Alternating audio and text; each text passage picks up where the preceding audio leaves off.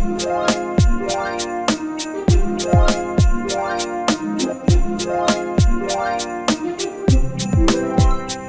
et messieurs, bienvenue dans Mia Belloa Talk. Dans cette vidéo, nous allons parler des 3 erreurs juridiques à éviter en affaires. Très rapidement, la première erreur juridique à éviter, c'est le fait de négliger les considérations ou les problèmes d'ordre légal. En affaires, beaucoup de personnes pensent que toutes les considérations d'ordre juridique et d'ordre légal ne sont pas prioritaires dès le démarrage des activités. Ce n'est pas qu'ils méconnaissent des implications juridiques de leurs décisions, mais ils préfèrent faire profil bas de ce qu'ils considèrent comme des structures de coût.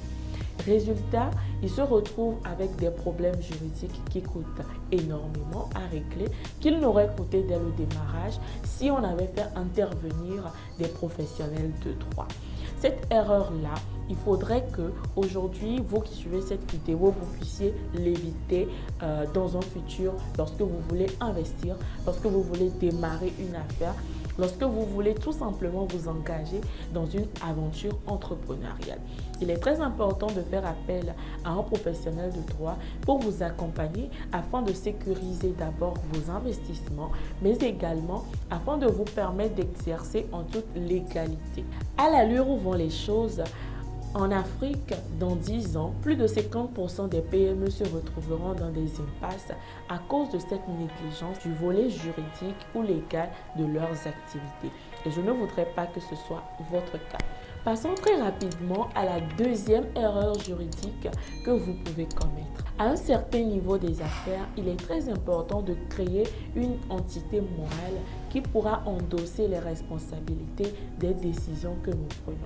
Sinon, on se retrouve au final avec des soucis juridiques qui vont impacter notre vie personnelle, qui vont permettre à ce qu'on puisse saisir des biens personnels qui ne sont pas forcément des fruits de cette activité dans laquelle vous rencontrez les litiges.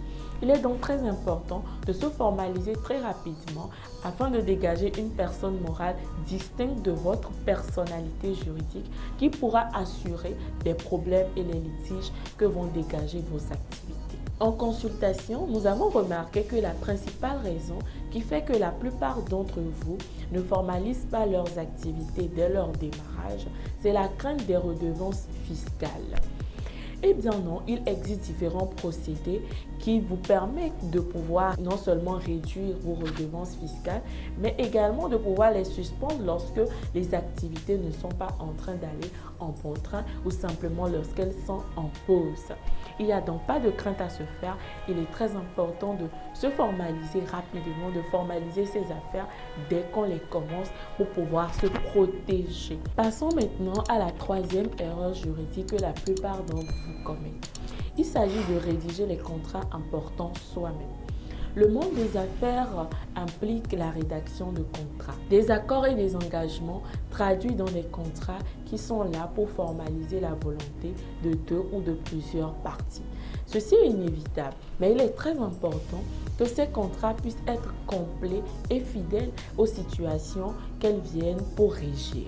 Plusieurs d'entre vous ont l'habitude d'aller sur Internet et de télécharger des contrats qui ne sont ni complets ni fidèles à la situation que ces contrats doivent régir. Au final, on se retrouve avec des contrats muets sur des situations ou des clauses ou des points très importants dans le contrat, des contrats qui sont incomplets, qui ne prennent pas en considération tous les cas qui peuvent se poser dans le cadre des relations des partenaires ayant signé les 10 contrats. Un bon contrat d'affaires rédigé doit pouvoir être complet, maintenir une vision à 360 degrés de tous les cas prévisibles dans votre relation avec votre partenaire, doit pouvoir vous protéger en cas de contentieux et de litige, vous éviter de perdre de l'argent dans une procédure judiciaire longue et être très explicite sur tous les points qu'elle contient. Le conseil que je donnerai à ce niveau, c'est de faire intervenir un professionnel de droit dans la rédaction de vos contrats importants.